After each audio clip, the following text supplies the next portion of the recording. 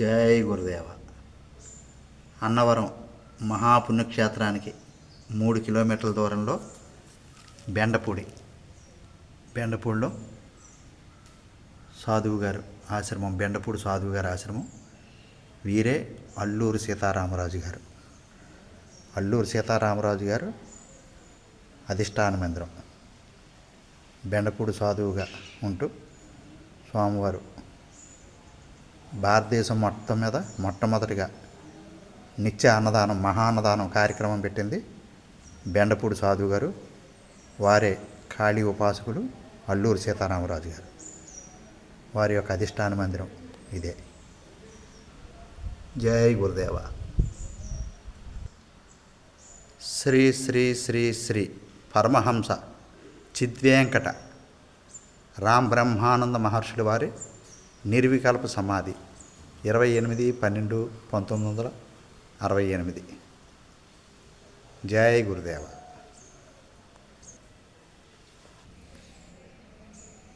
జై గురుదేవ. పుష్యమాసం అమావాస్య, చొల్లంగి అమావాస్య అంటారు. ఈ అమావాస్య రోజుని మహాత్ముని యొక్క అధిష్టాన మందిరం, సమాధి మందిరం దర్శించుకుంటే చాలా మంచిదయ్యా అని పెద్దలు చెప్పినటువంటి మాట. అమావాస్య రోజు కానీ పౌర్ణమి రోజు కానీ సిద్ధి పొందినటువంటి మహాత్ముని యొక్క సన్నిధిలో మనం ఒక్క క్షణం గడిపినా కానీ చాలా మంచిదయ్యా పెద్దలు చెప్తూ ఉంటారు. స్వామివారు శ్రీ శ్రీ శ్రీ శ్రీ పరమహంస చిద్వేంకట రామ్ బ్రహ్మానంద మహర్షుల వారు 28/12/1968లో సిద్ధి పొందారు. నేను చిన్న వయసులో ఉండగా మా తల్లిదండ్రులు తిరుపతి తీసుకెళ్ళి 1967లో, ఆ తర్వాత ఇక్కడ అన్నవరం తీసుకొచ్చి ఇక్కడ అన్నవరం శ్రీ రమా వీర వెంకట సత్యనారాయణ స్వామి వారి దర్శనం చేసుకుని వ్రతం చేసుకొని ఇక్కడ అన్నదానం జరుగుతుందని ఇక్కడ తీసుకొచ్చి స్వామివారు ఆశీస్సులు పెంచడం జరిగింది. అప్పుడు నాకు సంవత్సరం వయసు.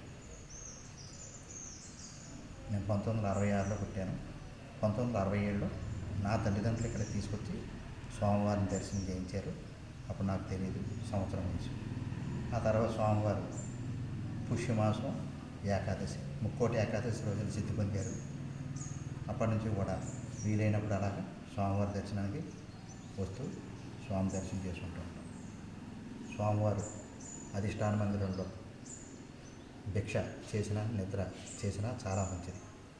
ఎవరికి ఏ సమస్య ఉన్నా కానీ నెరవేరుతాయి, ఎవరికి ఏ కోరుకున్నా కానీ నెరవేరుతాయి. ఇక్కడ అన్నప్రసాదం ఏంటంటే ఔషధంతో సమానం.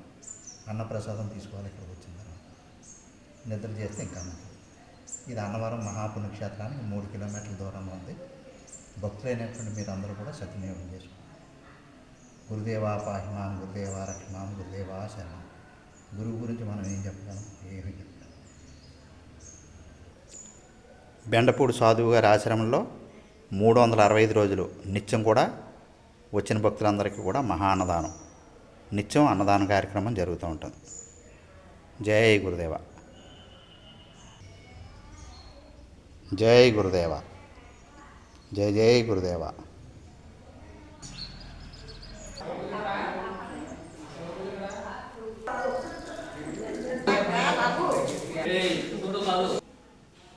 ఓం నమః శివాయ.